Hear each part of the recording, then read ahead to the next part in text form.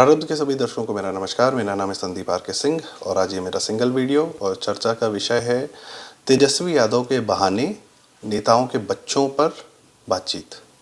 कल जो तेजस्वी यादव पे बातचीत हुई या तेजस्वी यादव का कई लोग भाषण सुना, जिन लोगों ने, वो अचानक से ना तेजस्वी यादव की तारीफ करना शुरू कर दिए हैं कि ये असली विपक्ष है, राहुल गांधी नहीं होना चाहिए और इसको इंडी अलायंस का चेहरा होना चाहिए और इसका भविष्य उज्ज्वल है, बहुत अच्छा राजनेता है। और ये मैं देख रहा हूँ अक्रॉस हर प्रकार के जर्नलिस्ट। जनरली जो होता है कि लेफ्ट विंग मीडिया तो उसको हाथों हाथ ले ही रही है, राष्ट्रवादी पत्रकार भी लोग भी उसकी जो है स्पीच की तारीफ कर रहे हैं। एक स्पीच से आप एक इंसान को पूरे प्रदेश की बागडोर हाथ में दे देंगे। ये एक ऑब्जर्वेशन है मेरी कि बाय डिफ़ॉल्ट नेताओं के जो बच्चे होते हैं वो किसी भी हाल में उनके हाथ में प्रदेश या सरकार या सत्ता नहीं देनी चाहिए। इक्का दुक्का अपवाद निकल सकते हैं, बाकी के बारे में मैं कह नहीं सकता।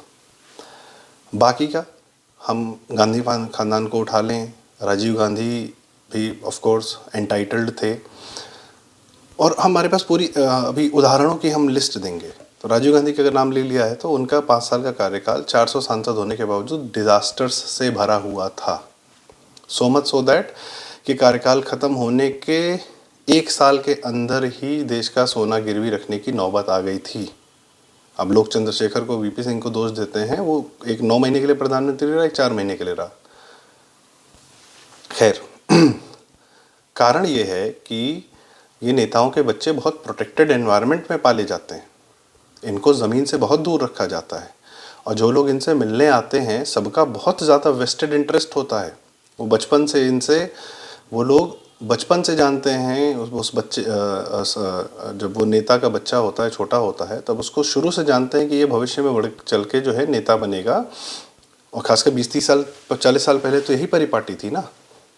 आज 2014 में आई है ना भाजपा सत्ता में, उससे पहले तो हर क्षेत्रीय दल, हर राजनीतिक दल, कांग्रेस की, सबकी परिपाटी आई थी कि नेता का लड़का नेता बनेगा। तो लोग उसको वैसे ही उसके साथ संबंध बनाते हैं और वैसे ही कि आज हम ये संबंध बना लेंगे तो भविष्य में काम आएगा। तो एक आपको उदाहरण देता हूँ। मुलायम सिंह के लड़के हैं अखिलेश यादव। अखिलेश यादव एक क्रिकेट मैच खेलते थे साल में एक बार, इसी फरवरी के मौसम में, जब वो मुख्यमंत्री थे। CM11 versus IS11। एक IS ने, बहुत बड़े लेवल के अधिकारी थे, एक बॉलिंग कर दी और अखिलेश यादव आउट हो गए। वो IS अपना सर पकड़ के बैठ गया। वो खुश नहीं था, वो बहुत दुखी हो गया था कि हे भगवान, ये मैंने क्या कर दिया। ये नेताओं के बच्चे बचपन से ऐसे ही क्रिकेट खिलाए जाते हैं, ये सिर्फ बैटिंग करते हैं और घर परिवार के माली, नौकर और आपके पुलिस गार्ड ये इनको बॉलिंग कराते हैं। कभी आपने देखा हो कि नेता का बच्चा बॉलिंग कर रहा हो और बैटिंग घर का माली कर रहा हो या नौकर कर रहा हो? कभी नहीं होता ऐसा। तेजस्वी यादव भी IPL खेले थे। किस भरोसे खेले थे? कौन सी क्रिकेट में महारत हासिल थी? 8वीं फेल, 9वीं फेल नहीं ये। इनको तो ये भी नहीं कह रहे, कुछ दिन पहले खुद कह रहे थे ना कि मैं तो मेरे पिता CM थे, मैं चाहता तो डिग्री खरीद लेता। अरे भाई, वही कर लेते, कम से कम 9वीं फेल 8वीं फेल तो नहीं कहला रहे होते। और जंगल राज की वापसी बिहार में किसके काल में आई है? 2015 में जब नीतीश इनको साथ लेके आए और उन्होंने भाजपा का रथ रोका, तो उसके बाद क्या हुआ बिहार का? 2 बार उप मुख्यमंत्री बन चुके हैं तेजस्वी यादव। क्या किया? 10 लाख नौकरी बांटने की बात की, सरकारी नौकरी। बिहार आज बदतर हो गया। बिहार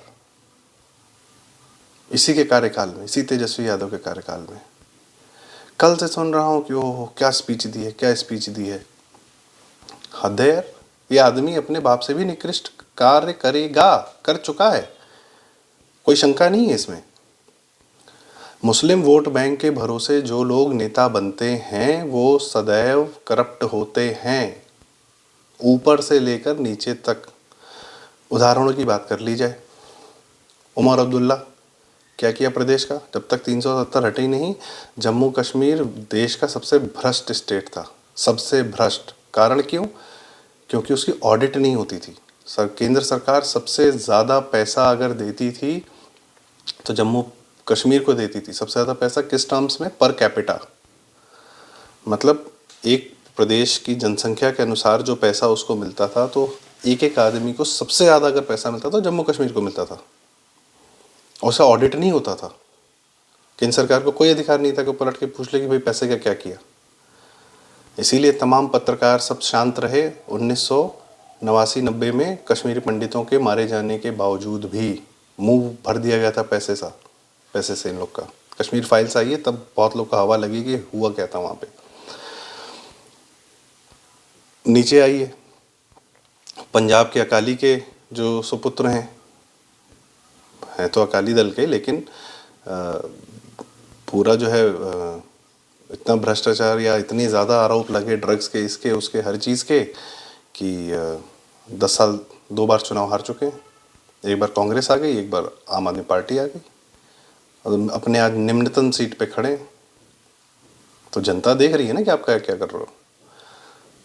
प्रकाश सिंह बादल जी के कार्यकाल में, प्रकाश सिंह बादल रहे होंगे एक बड़े नेता, सब कुछ उन्होंने किया होगा।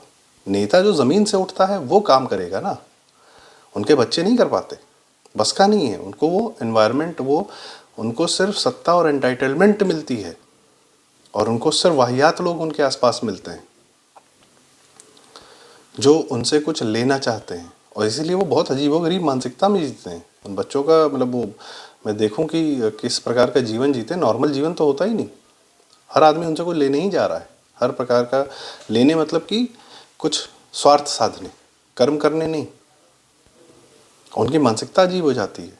उनको लगता है पैसे जो हैं बस आते हैं, कहाँ से आते हैं, किस मेहनत से आते हैं, बस लोग ला के दे देते हैं, और ये उनकी जिम्मेदारी है लोगों को कि हमको पैसा दो, या हमको सत्ता दो, या हमको मुख्यमंत्री बनाओ। ये सबकी जिम्मेदारी है मेरी, और मैं कुछ भी करूँगा, मैं कुछ भी कहूँगा वो चलेगा। ये व्यवहार होता है। अखिलेश यादव की बात तो हमने कर ही ली। क्या हुआ 5 साल में उनके कार्यकाल में? 12 से 17 में उत्तर प्रदेश की जनता से पूछिए क्यों मोदी जी को जिताया, फिर योगी जी को जिताया। आज ही जा गए थे, त्रस्त हो गए थे लोग, आधे प्रदेश को बिजली नहीं मिलती थी। खैर, आजम खान जैसे लोग मुख्यमंत्री बने, घूम रहे थे, मुजफ्फरनगर का दंगा करवा रहे थे। बहुत सारी बातें हैं उसमें। माफियाओं का राज था अखिलेश यादव के समय में भी। और अखिलेश यादव की भी एक बार तारीफ है, वो इन्होंने डीपी यादव को जो है पार्टी में लेने से मना कर दिया, ये माफिया राज के खिलाफ है। फालतू की बात। कार्यकाल में क्या हुआ वो देखिए। ये तेजस्वी के कार्यकाल में क्या हुआ। ममता बनर्जी का भतीजा अभिषेक बनर्जी क्या करता है, क्या योगदान है। चिदम्बरम का लड़का कार्ति चिदम्बरम, आरोप है भ्रष्टाचार के, करोड़ों रुपए की संपत्तियां पता नहीं कहाँ कहाँ है, सब आरोप हैं, चल रहे हैं केसेस इन पे। महाराष्ट्र में शरद पवार की बेटी सुप्रिया सुले क्या की हैं आज तक। इनकम टैक्स में ये एफिडेविट दे रखा था शायद कि गमलों में गोभी उगाए हैं, या कुछ खेती की इनकम दिखा रखी है सैकड़ों करोड़ रुपए। वो कंफर्म कर सकते हैं आप लोग न्यूज़ से। उद्धव ठाकरे, बाल ठाकरे जैसे व्यक्तित्व का बेटा क्या किया अंत में।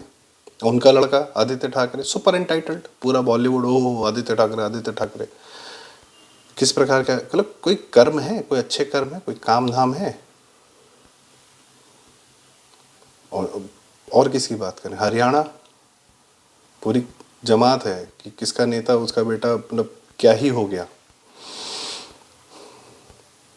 चाह रहे हैं ये लोग, घोषित अपराधी हैं कि भर्तियों में घोटाले करके ये लोग जो है नौकरियां दे रहे थे और जेल होके आए हैं। हरियाणा की कहानी है ये। और कहाँ की बात करें, एकमात्र अपवाद है नवीन पटनायक। और सबसे बड़ी बात तो भैया आप पूरे गांधी खानदान की बात कर लीजिए, जो जनक है, जो जिसने ये सबको आदत लगवाई है कि राजनीतिक पार्टी का बेटा जो है, बच्चा जो है वो, और इसमें कोई लड़का लड़की का कोई वो नहीं है, सब एक जैसे हैं। गांधी खानदान, इंदिरा गांधी क्या किया क्या नहीं किया, उस समय मीडिया रिस्ट्रिक्टेड था, एक ही सिंगल पेज आपके अखबार चलते थे, व्यक्तिगत रूप से जो बात करते थे, इमरजेंसी तक लगाई। संजय गांधी ने क्या किया, दुर्घटना में मृत्यु हुई, लेकिन अगर जिंदा रहते तो सबको पता है वो क्या करते। राजीव गांधी का 5 साल का कार्यकाल भ्रष्टाचार से भरा हुआ था, disasters one after the other. Rahul Gandhi की हरकतें आदमी सड़क पे देख ही रहा है। ये सड़क पे उतर रहे हैं तो क्या कर रहे हैं, क्या बोल रहे हैं, क्या चाहते हैं, देश में विभाजन चाहते हैं। क्योंकि क्यों, मैं एंटाइटल्ड हूँ, मुझे पीएम बनाना है, सबकी जिम्मेदारी है। भले मेरे नेता छोड़ के चले जाएं, ज़मीन से जुड़े लोग मुझे छोड़ के चले जाएं, जो जनता की बात रखते हैं वो जो छोड़ के चले जाएं, होगा वही जो मैं कहूँगा। ये एंटाइटलमेंट है, ये जीवन, ये लोग जो जीवन जीते हैं वो जीवन इनको ऐसा बनाता है। नेताओं के बच्चों के हाथ में प्लीज सत्ता न सौंपें, आप अपना नुकसान कर रहे हैं। कतई न सौंपें, मुख्यमंत्री न बनाए उनको, न खैर अब कई जगह कहा जाता है कि भाई किसी किसी के बेटा मंत्री बने हुए, अरे तो कम से कम ऊपर नेतृत्व में एक आदमी वो है ना जो जमीन से जुड़ा बैठा है। मोदी जी हैं ना, योगी जी हैं ना। एक कहानी है 2014 के में मोदी जी के आने के बाद कि एक नेता के बच्चे ने कुछ किया था, पहले ही डांट पड़ गई, उस दिन से शांत हैं। तो व्यक्तित्व, चरित्र वही रहता है। एक प्रकार का दिल्ली के सर्कल में, लुटियंस मीडिया के सर्कल में उठते बैठते, खाते पीते, दलालों के बीच रहते, और करते क्या हैं ये लोग।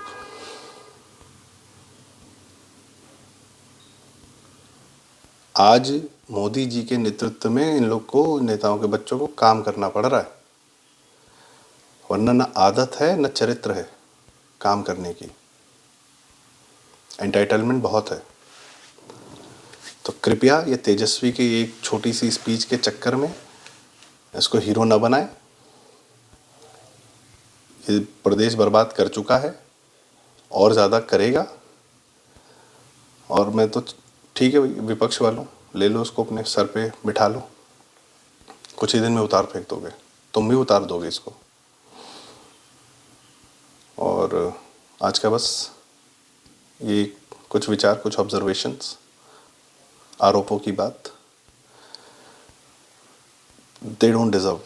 हम अपने सत्ता, मतलब कि हमारा जीवन प्रभावित होता है, हमारे बच्चों का जीवन प्रभावित होता है, माता पिता सबका जीवन प्रभावित होता है। उत्तर प्रदेश बिहार से सबसे ज़्यादा पलायन हुआ है इन्हीं लोग के कार्यकाल में, इन्हीं नेताओं के बच्चों के कार्यकाल में। नेताओं के तो कार्यकाल में हुआ ही, भ्रष्ट नेताओं के। और एक बात और है, ये भ्रष्ट नेता अपने बच्चों को ही क्यों सौंपते हैं अपनी विरासत? क्योंकि जानते हैं कि कोई भी आ गया तो इनकी जब फाइल खोलेगा तो क्या क्या निकलेगा, सिर्फ अपना बच्चा ही नहीं खोलेगा इनकी फाइल। और ये नेताओं के बच्चों को इसलिए भी नहीं देना है क्योंकि ये लोग अपने माता पिता की गलतियों पर भी पर्दा डालने का काम करते हैं। इंदिरा गांधी ने 97% इनकम टैक्स लगाया था। जवाहरलाल नेहरू ने लाइसेंस राज स्थापित किया था। उस समय में लाइसेंस राज की बात भी करना बहुत ज़रूरी है कि साइकिल खरीदने के लिए लाइसेंस लेना पड़ता था सरकार से। ये हमारे बुजुर्ग लोग बताते हैं उस समय क्या लाइसेंस राज था। लाइसेंस राज पे अलग से वीडियो करूंगा मैं।